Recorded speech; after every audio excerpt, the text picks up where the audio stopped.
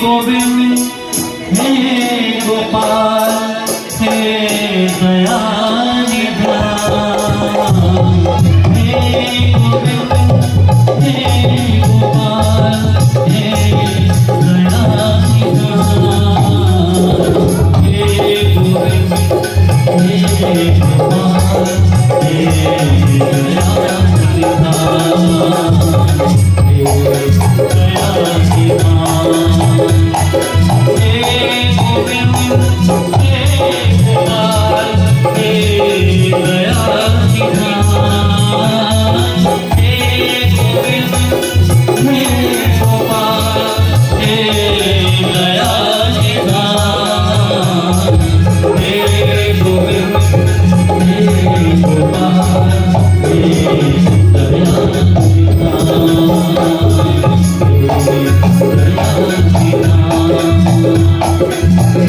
कृष्णा कृष्णा कृष्णा कृष्णा कृष्णा कृष्णा कृष्णा कृष्णा, हे गोविंद हे गोपाल हे दया निधान,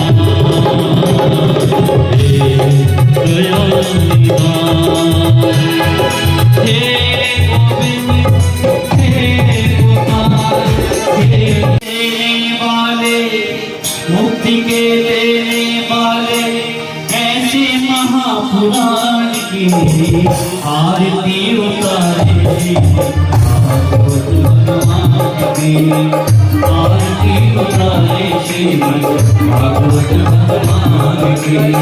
मुक्ति के देने वाले, मुक्ति के देने वाले, ऐसे महापुराण की आरती उतारे श्रीमद् भागवत भगवान की, आरती उतारे श्रीमद् भागवत भगवान की।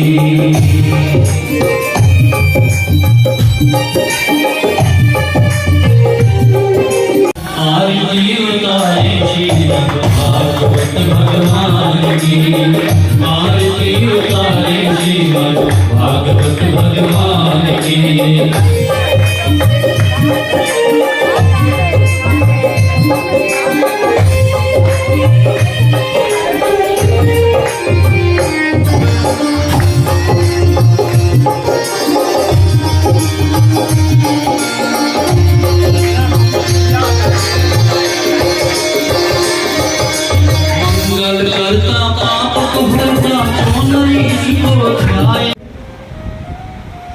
उन द्वारपालों ने ब्रह्मा को सट कह करके संबोधित किया, और ब्रह्मा जी वहां से सामने करके चले गए। ऐसा सामर्थ्य था रावण का। उसने बहुत उपलब्धि हासिल करी, लेकिन उसका जीवन जो था वो जीवन सत्संग विहीन था। संसार की भौतिक संपदा तो उसके पास बहुत थी, ऐश्वर्य तो बहुत था, लेकिन जीवन में सत्संग का अभाव था। इसलिए भौतिक संपत्ति होने के बाद भी रावण मृत्यु पर्यंत अशांत बना। सब कुछ था, लेकिन सत्संग के अभाव में उसके जीवन में शांति स्थापित नहीं हो पाई। जीवन सत्संग से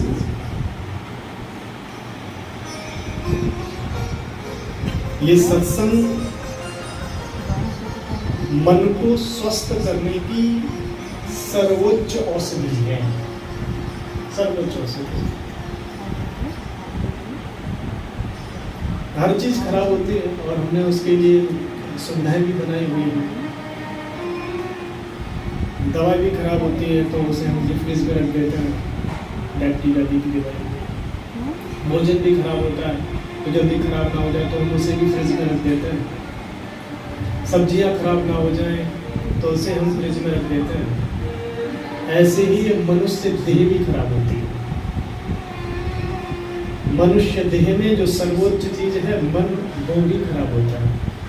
तो उसके लिए भी सुधारने के लिए कोई चीज होनी चाहिए। हमारे शास्त्र कहते हैं मन को सही रखना है तो सदा सेव्या सदा सेव्या श्रीमद् भागवती कथा। मन का स्वास्थ्य केवल आपको कथा सत्संग के माध्यम से प्राप्त हो सकता है। जीवन में मन का स्वास्थ्य जरूरी है। तन का स्वास्थ्य हो, साथ मन का भी स्वास्थ्य हो। आपके जीवन में बहुत उन्नति है, आपने बहुत से संसार के संसाधन जुटाए हुए हैं, लेकिन आपका मन स्वस्थ नहीं है, तो आप संसार की भौतिक संपत्तियों को एकत्रित करके भी उसमें सुख प्राप्त नहीं कर सकते, शांति प्राप्त नहीं कर सकते। संसार के साधन आपको तभी सुख दे सकते हैं जब आपका मन स्वस्थ हो। और मन स्वस्थ करने के लिए सर्वोच्च साधन है पावनानाम च पावनम। ये साधन जो पवित्र नहीं है, अपितु ये तो पवित्रों को भी पवित्र कर दे, ऐसा सामर्थ्य रखता है।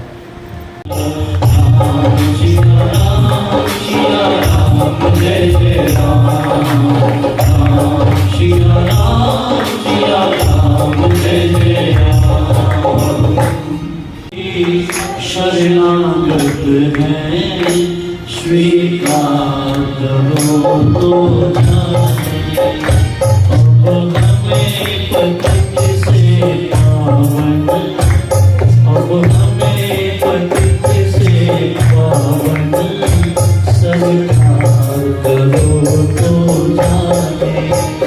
प्रभु हम भी शरणागत हैं स्वीकार करो तो जाने।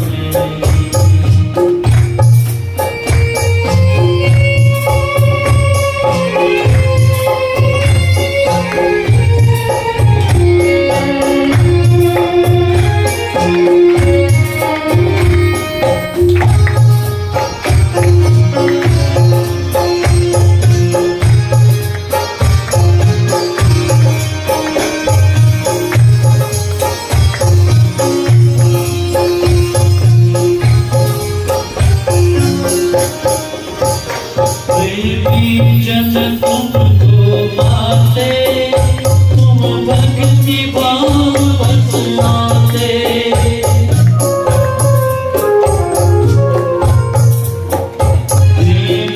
जन तुमको पाते, तुम भक्ति भाव बसलाते, तुम भक्ति भाव बसलाते। हम कुटिल हृदय से तुलसीस, हम कुटिल हृदय से तुलसीस, उपकार करो तो जाने। प्रभु हम भी शरणागत हैं स्वीकार करो तो जाने।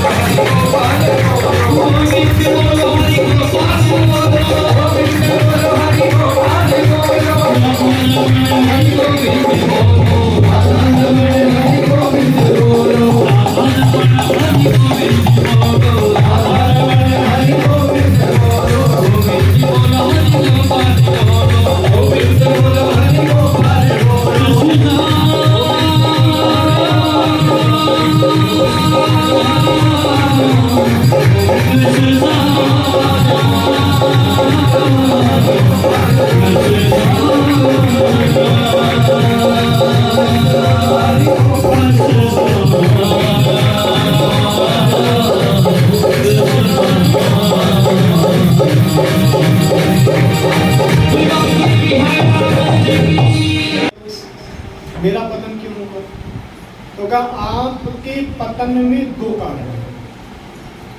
पहला, आप क्रोध बहुत ज्यादा करते हैं, और दूसरा भोजन बहुत ज्यादा करते हैं।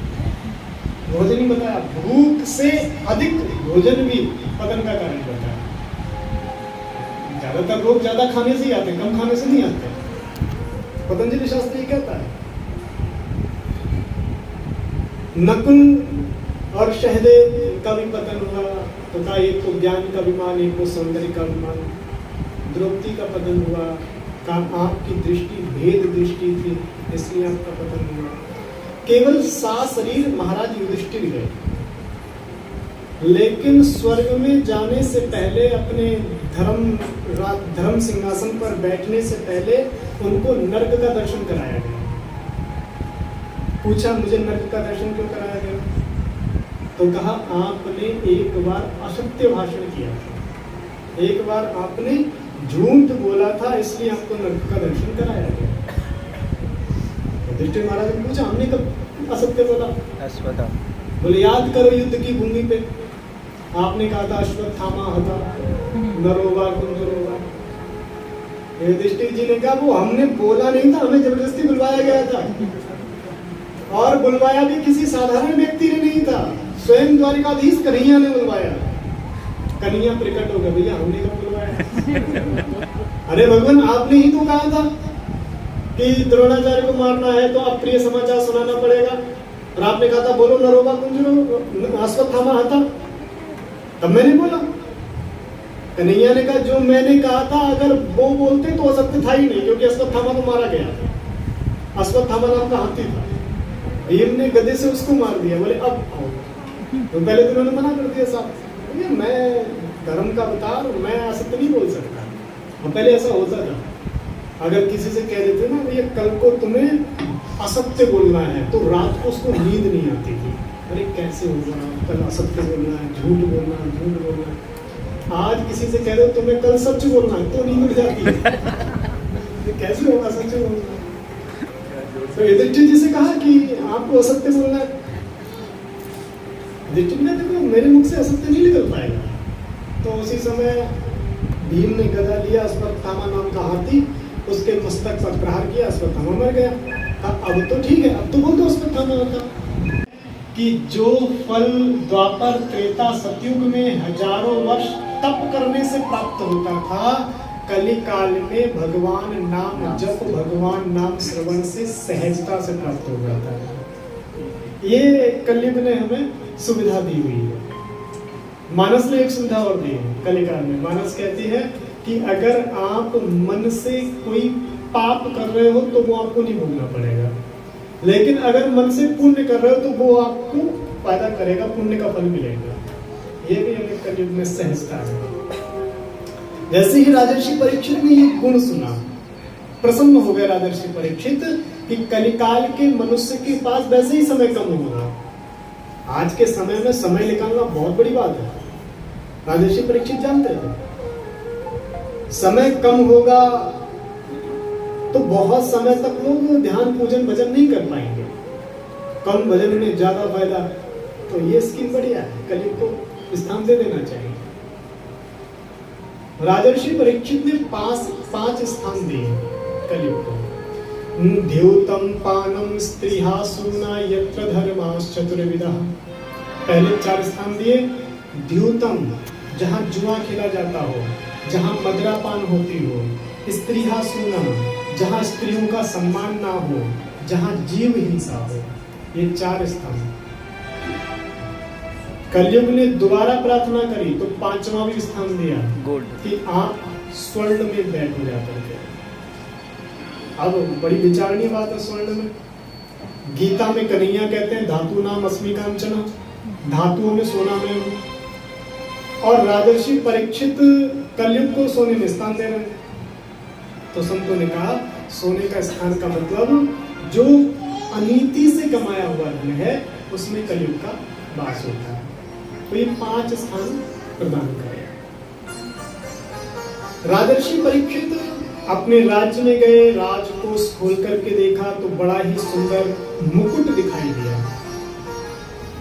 विचार किया नजदीक का है, आपने कभी अनुभव किया हो, अगर मन में क्रोध आए ना तो श्वास भी फूलने लगती है, गर्म श्वास निकलने लगती है। तो मन का और श्वास का बड़ा संबंध रहता है। संत महापुरुष कहते हैं ये जो श्वास है ना, मन श्वास के माध्यम से ही आहार लेती है। आहार क्या है मन का? विचार, और विचार ये श्वास के माध्यम से लेती है। तो कहा एकांत में बैठो, ध्यान करो, तो कैसी श्वास लो? का थॉटलेस ब्रीदिंग, जिसमें विचार अंदर ना जाए, उसको आहार ना मिले। आहार नहीं मिलेगा तो मन एकाग्र रहेगा। जितासनो जित श्वासो जित संगो, अपने संग को जीतो। एक व्यक्ति का आचरण बता देता है कि इसका संग कैसा है, उसका व्यवहार, उसका बोलने का तरीका, उसके संग को दर्शा देता है। जीवन में संग का बड़ा प्रभाव पड़ता है। हमारा देखो दूरदर्शन कितना प्रभाव डाल देते हैं संग के कारण। अगर उनसे मिलना जुलना बना रहे, उनसे संबंध बना रहे, उनके माध्यम से आपकी याद आती रहेगी, आपकी चर्चा होती रहेगी। तो जितासनो जित श्वासो जित संगो जितेंद्रिय, अपनी इंद्रियों पर विजय प्राप्त करें। ये 4 साधन अपनाने से मन एकाग्र हो जाता है। सद्यो मुक्ति, क्रम मुक्ति का प्रसंग सुनाया, कामनाओं के अनुसार देवताओं का उपासना सुनाई। कहा महाराज हमें तो बहुत कुछ चाहिए, तो कहा जिसे कुछ नहीं चाहिए और जिसे सब कुछ चाहिए वो परम परमात्मा नारायण की शरणागति ग्रहण करे, कृष्ण की शरणागति ग्रहण करे। परम सामर्थ्यशाली परमात्मा है। फिर 10 लक्षण बताए हैं। ये जो 10 लक्षण है ना, भागवत को क्या कहा गया? भागवत को भगवान कहा है कि भागवत भगवान है। अब जब भगवान की बात आती है तो भगवान के अंग होते हैं, तो भागवत के भी अंग दर्शाए गए। भागवत में 12 स्कंद हैं और 12 स्कंदों को भगवान के अंग बतलाया है। भगवान के अंग है। जैसे यहाँ श्रीनाथ जी के आप तस्वीर देख रहे हो, श्रीनाथ जी खड़े हैं। कैसे खड़े हैं? एक हाथ कमर पे मुट्ठी बंद करके ऐसे हाथ है, इसमें नहीं दिख रहा है, श्रृंगार हुआ है। एक हाथ मुट्ठी बंद करके और एक हाथ गोवर्धन को धारण किए हुए। तो ये भागवत का भी स्वरूप ऐसा ही है। बताते हैं कि पहला स्कंद जो है वो भगवान का दाहिना चरण है। भागवत का जो दूसरा स्कंद है वो बायां चरण है। तीसरा स्कंद दाहिनी भुजा, चौथा स्कंद बाईं भुजा, 5वां स्कंद दाहिना उरु जंघा और छठा स्कंद बायां उरु, 7वां स्कंद दाहिना पंजा, जो भगवान का ये वाला हाथ है, 7वां स्कंद। 8वां स्कंद दक्षिण पक्ष स्थल, 9वां स्कंद बायां वक्ष स्थल, 10वां स्कंद हृदय है भगवान का। 10वां स्कंद को परमात्मा का हृदय स्वीकार किया गया है। 11 स्कंद श्रीनाथ जी का ललाट और 12वां स्कंद का नाम है आश्रय लीला। 12वां स्कंद क्या है? तो श्रीनाथ जी का जो ये हाथ है, ये हथेली, ये 12वां स्कंद है, आश्रय लीला। एक तो भाव ये है भक्तों का कि कन्हैया ने गोवर्धन पर्वत उठाया हुआ है, और एक भाव ये भी है संतों का कि कन्हैया बुला रहे हैं, भैया आ जाओ मेरा आश्रय लो। 12 स्कंद है ना, पूरी कथा का सार है इसमें। तो कथा का सार ये कहता है भैया, गीता में भी कन्हैया ने कहा ना, सर्वधर्म परित्यज्य माम एकम शरणं व्रज।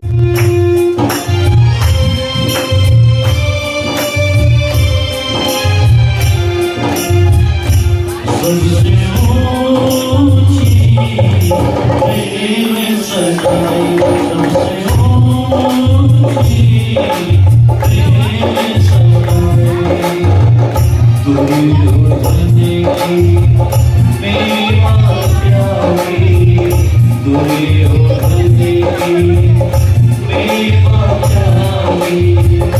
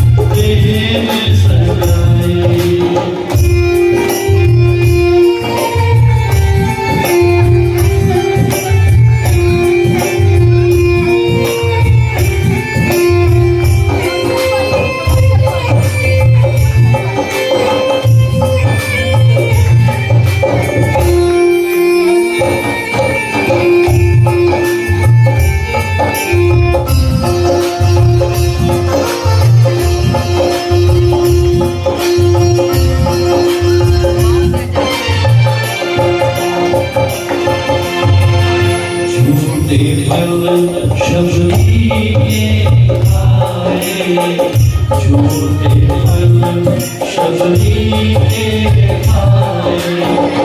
प्रेम विवश रघुराई, हो प्रेम विवश रघुराई, सबसे ऊंची प्रेम सगाई, सबसे ऊंची प्रेम सगाई।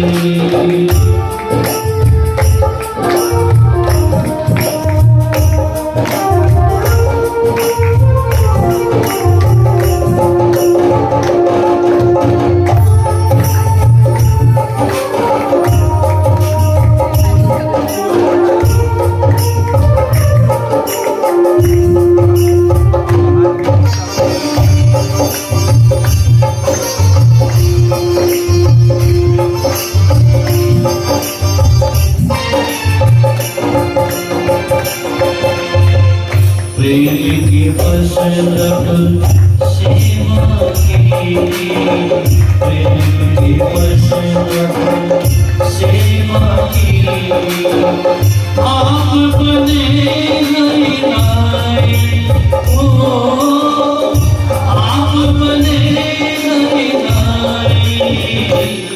लेकिन मैं जो सृष्टि करता हूँ उसमें तो 5 तत्वों की भी जरूरत नहीं है। मैं तो इतना प्रभावशाली। आप आगे कथा सुनोगे, जब ब्रह्मा जी गोपवालों का हरण कर लेते हैं तो कन्हैया गोपवाल बनते हैं बिना किसी तत्वों के। तो कहा सृष्टि मैंने निमित्त जरूर बनाया है, पर इसमें बनूंगा मैं ही।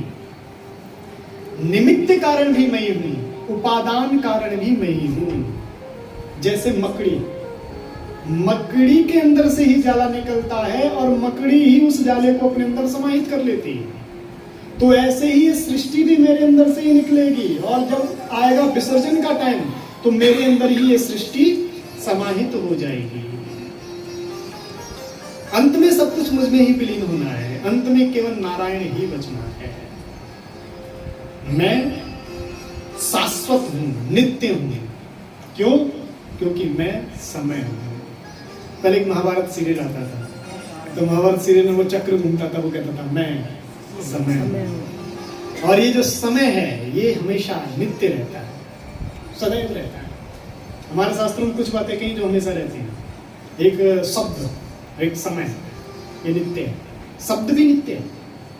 हमारे शास्त्रों में शब्द को ब्रह्म बताया गया है। ये शब्द ब्रह्म है।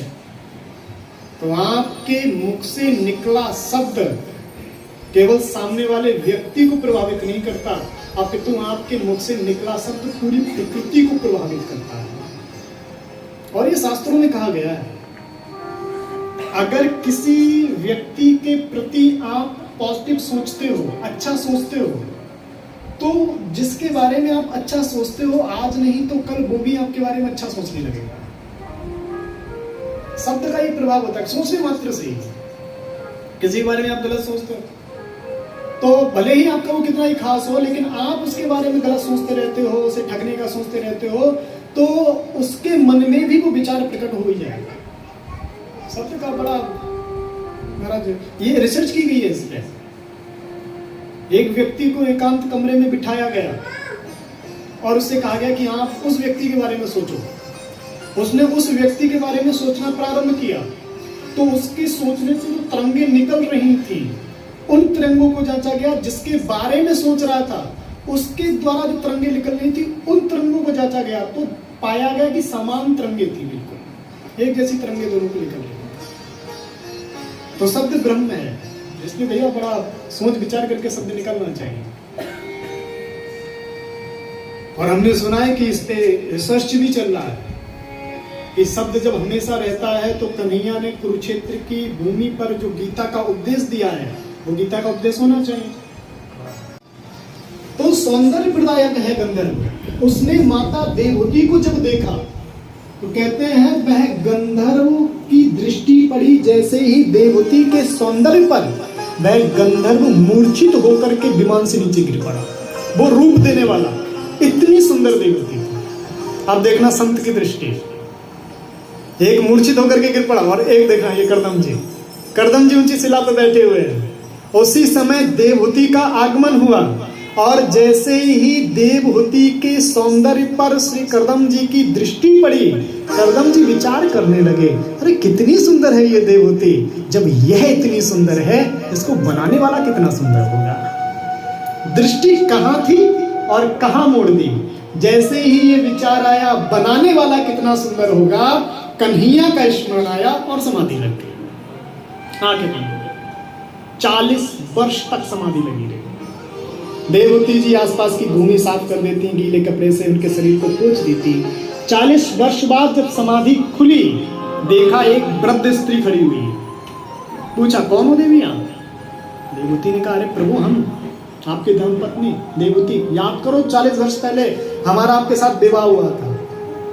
अरे देवहूति अभी तक तुम गई नहीं? प्रभु हम तो अपने धर्म का निर्वाहन कर रहे थे। प्रसन्न हुए करदम जी, बताओ इच्छा क्या है? कहा, प्रभु विवाह हुआ है आपके साथ, तो बस मैं मातृ सुख की अनुभूति करना चाहती हूँ। करदम जी ने जल लिया, संकल्प पड़ा, छोड़ा, एक कामक विमान बनकर के तैयार हो गया। एक सरोवर में दोनों ने स्नान किया, वही परम यौवन की अवस्था ग्रहण करी। विमान पर बैठे करदम जी ने कहा, देखो हम गृहस्थ का प्रवेश तो करने जा रहे हैं, लेकिन शर्त एक है, एक संतान होने के बाद मैं संन्यास ग्रहण कर लूंगा। देवहूति ने कहा, ठीक है, स्वीकार है। कई वर्ष व्यतीत हुए, 9 पुत्रियां हो गई। करदम जी ने कहा, देखो देवहूति मैंने तो एक की बात करी थी, यहाँ तो 9 पुत्रियां हो गई, अब मैं जाता हूँ। देवहूति ने कहा, आपका इस समय संन्यास लेना ठीक नहीं है, यह आपका संन्यास नहीं, यह आपका भगोड़ापन होगा। आपकी कन्या है, आपका पहला दायित्व बनता है इनका विवाह करो, पहले अपनी जिम्मेदारी से निवृत्त हो। आपके ससुर जी यज्ञ कर रहे हैं, आपका सब ज्यादा है, लेकिन और कभी अगर आप विचार करो, अधिकतर आप सब अनुभवी बैठे हो, तो आपने देखा होगा माताएं जब अपनी मायके की बात करती है तो उसमें मेरा शब्द ज्यादा होता है। मेरा मायका, मेरा भाई, मेरा शब्द ज्यादा है। एक संत बता रहे थे, भैया माताओं के जीवन में तो मायके का कंकड़ भी संकर होता है, विशेष महत्व होता है।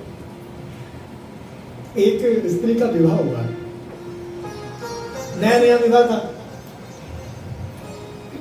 कुछ महीने उपरांत उसका भाई मिलने आया बहन के लिए, बहन से। बहन ने खिचड़ी बनाई थी भाई के लिए, वो अपने पतिदेव के लिए।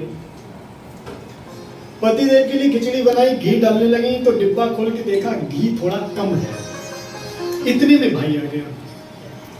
अब जैसे ही भाई आया तो जीजा जी ने बड़ा स्वागत किया, आओ आओ, स्वागत है स्वागत है। अब जीजा जी ने प्रेम दिखाते हुए कहा, देवी जी क्या बनाया खाने? बोले खिचड़ी बनाई है। तो 2 थाली लगाने की जरूरत नहीं है, आज हम दोनों एक ही थाली में खाएंगे। बहन ने विचार किया, तो गड़बड़ हो गया, घी कम है, अगर 2 थाली होती तो एक थाली में घी कर देते, एक में नहीं करते, इनको तो रोज ही खिला रहे हैं। अब थाली एक ही लगनी है तो क्या करें? तो देवी जी ने क्या किया, वो जो घी था एक साइड में डाल दिया। दोनों बैठकर जो घी वाली साइड थी वो भाई की तरफ, पशु की खिचड़ी पतिदेव की तरफ। पतिदेव ने देखा, महाराज आज भाई आ गया तो हमें भूल गई, हमारे लिए आज बिल्कुल सूखी खिचड़ी। अब जीजा जी बड़े होशियार, उन्होंने कहा, साले साहब अकेले तो नहीं खाने दूंगा। तो उन्होंने युक्ति निकाली, उन्होंने गरम खिचड़ी थी, उन्होंने खिचड़ी में एक उंगली रखी और लाइन खींचते हुए कहा, साले साहब हमने आपको एक पत्र लिखा, जवाब नहीं मिला। दूसरा पत्र लिखा, जवाब नहीं मिला। तीसरा पत्र लिखा, जवाब नहीं मिला। अब खिचड़ी गरम, घी पिघला, इधर आ गया सब। बहन ने देखा, भ्राताश्री की तरफ इशारा किया, अरे सब घी चला गया, तुम्हारे लिए था ये, कुछ करो। साले साहब ने कहा, जीजा जी अकेले तो आपको भी नहीं खाने दूंगा। अब भले ही पूरा घी मेरे नसीब में नहीं, तो अकेले आप भी नहीं खाओगे। साले साहब ने कहा, जीजा जी आपका वो पहला पत्र मिला था, आपका वो दूसरा पत्र भी मिला था, तीसरा भी मिला, पर उस पत्र में इतनी लीपापोती थी, इतनी लीपापोती थी कि कुछ समझ में नहीं मिला। तो कहने का तात्पर्य माताओं को ज्यादा लगा होता है। लेकिन आज मैया ने ससुराल की बात तो करी, लेकिन एक बार भी मेरा शब्द नहीं कहा। तुम्हारे ससुर जी, तुम्हारी ससुराल में, क्यों? भोले बाबा को अपनत्व लगे, हाँ मेरे ससुर जी, मेरी ससुराल है। यज्ञ कर रहे हैं तो हमें भी कहाँ जाना चाहिए?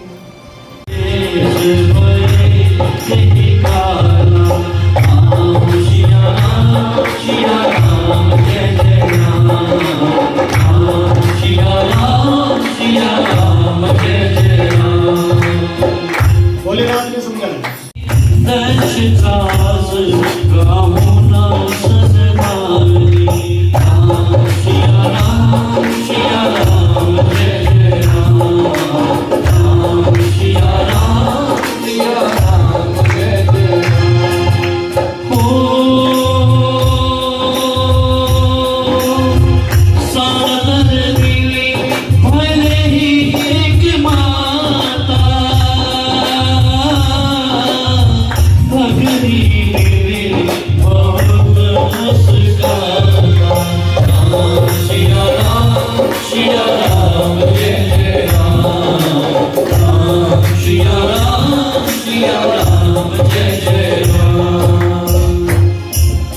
इसने जैसा अपराध किया था सबको दंड दिया, अंत में दक्ष को पकड़ा, मस्तक काटा और दक्षाय स्वाहा करके यज्ञ में छोड़ दिया। सभी देवता जो अंग विहंग हो गए थे, रोते बिलखते गए ब्रह्मा जी के पास, प्रभु गलती हो गई, उसे यज्ञ में नहीं जाना था। ब्रह्मा जी ने कहा वो तो गलती हुई है।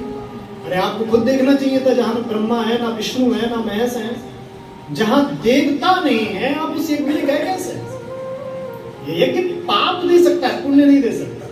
कथा सत्संग भजन क्या बोले, जहां भगवान की महिमा का बखान हो, जहां भगवान हमारे वेद शास्त्र पुराणों की चर्चा हो, उनकी महिमा का बखान हो, वो कथा है, वो सत्संग है। जहां दूसरे के हित के लिए कार्य किया जाए, वो यज्ञ है। जहां वेद शास्त्रों की निंदा हो, वहां जाकर के कोई पुण्य मिलने नहीं वाला, वहां पाप ही मिलेगा।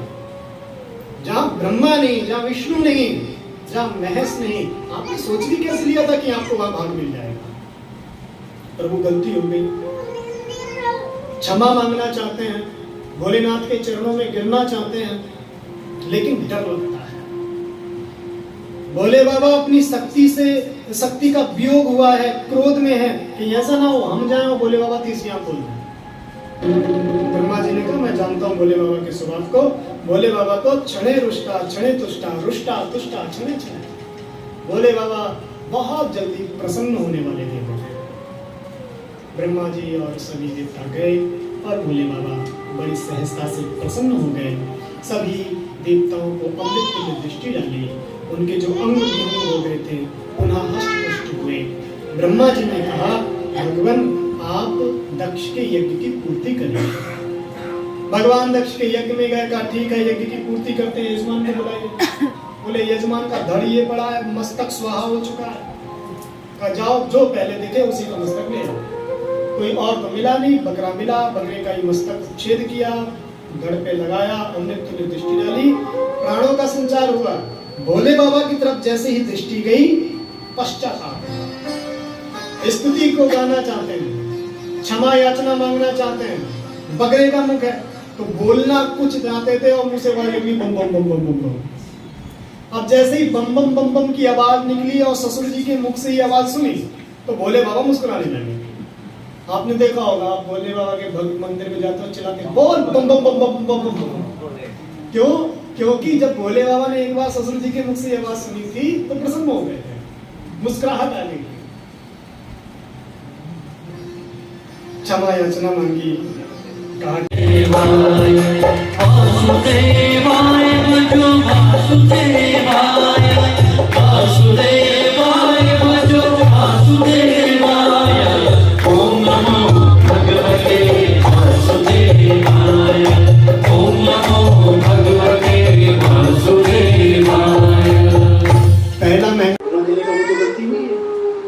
खुद देखना चाहिए था, जहां ब्रह्मा है ना विष्णु है ना महेश है, जहां देवता नहीं है, आप इस यज्ञ में गए कैसे? ये यज्ञ पाप दे सकता है, पुण्य नहीं दे सकता।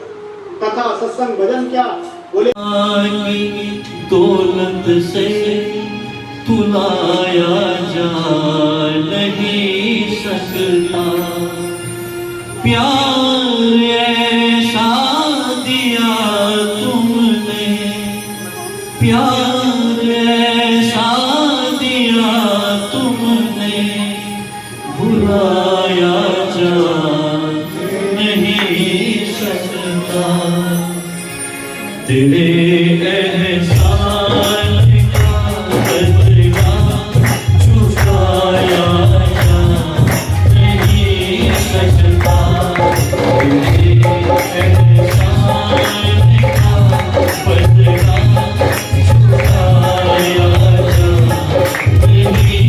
सकता, प्यार ऐसा दिया तुमने, प्यार ऐसा दिया तुमने, भुलाया जा नहीं सकता, तेरे एहसान का बदला चुकाया जा नहीं सकता।